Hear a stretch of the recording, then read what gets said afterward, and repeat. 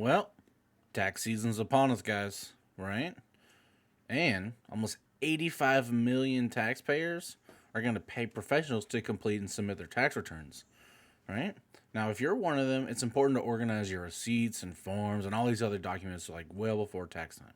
Your preparer may take information directly from you or ask you to complete like a questionnaire, right? Either way, a little preparation will help you get through the process quickly and easily. So, I want to talk about some of these steps to take, before you get your taxes prepared or if you're going to prepare them yourself, right?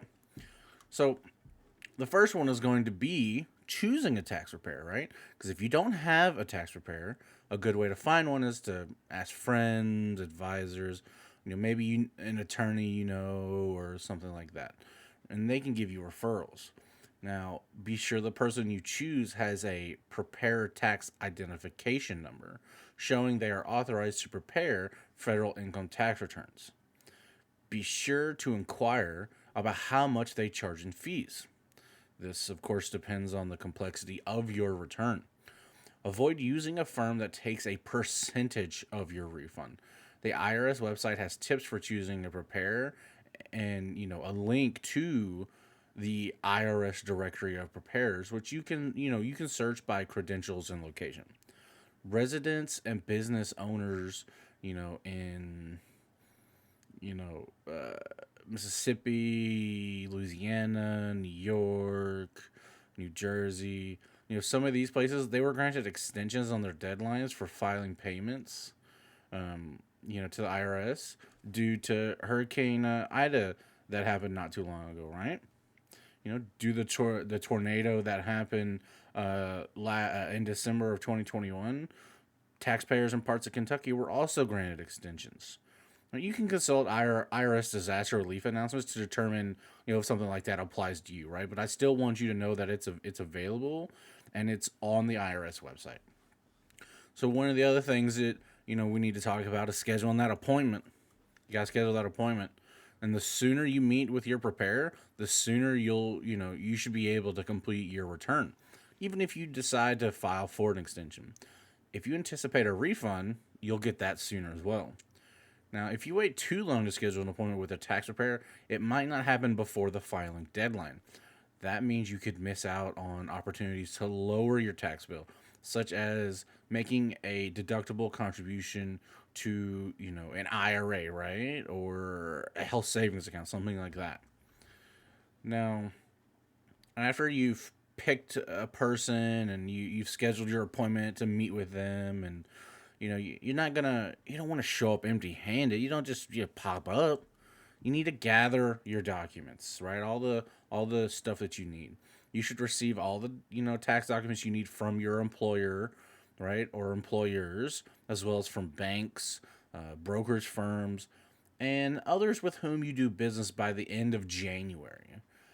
Now, check that information and make sure that it matches your own records on each form.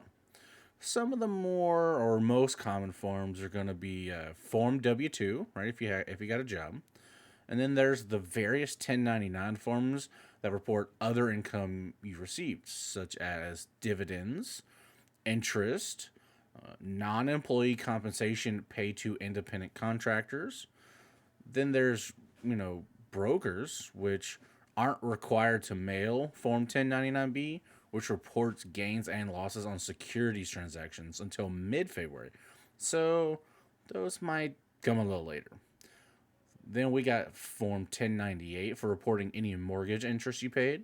Form W2G if you had certain gambling winnings, right? And a tip, the better organized your records are, the less time it's going to take that tax preparer to process your taxes, which, translates into lower fees for their service, right? Trying to save you as much money as we can. So, part of this, though, is also, some people don't think of it as this, but your receipts, right? The receipts you'll need to provide depend on whether you itemize your deductions or claim the standard deduction. You'll want to choose whichever produces the bigger write off, but the only way to know for sure is to add up your itemized deductions and compare that with your standard deduction. So let's look at for 2021 tax year. The standard deduction for single taxpayers, 12,550. For married couples filing jointly, 25,100. Now, those figures increase in 2022 to 12,950 for singles and 25,900 for married couples filing jointly. Make sure you look for receipts for medical costs not covered by insurance or reimbursed by any other health plan, such as a flexible spending account or an HSA, property taxes, and investment related expenses. These are all subject to limits, but if they're substantial enough, it may be worth your while to itemize.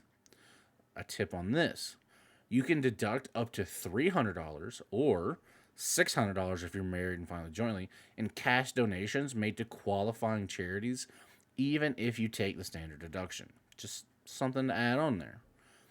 Now, if you have business income and expenses to report on Schedule C, you will need to report your books and records, such as, QuickBooks or any other accounting system, receipts for expenses, and relevant, bank and credit card statements.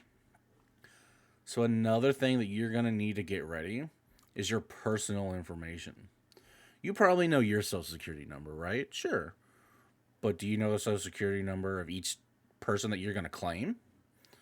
You're going to want to write those down, right? In a safe place. You don't want to just, have it written on your arm or something, along with any other information your tax preparer is likely to need.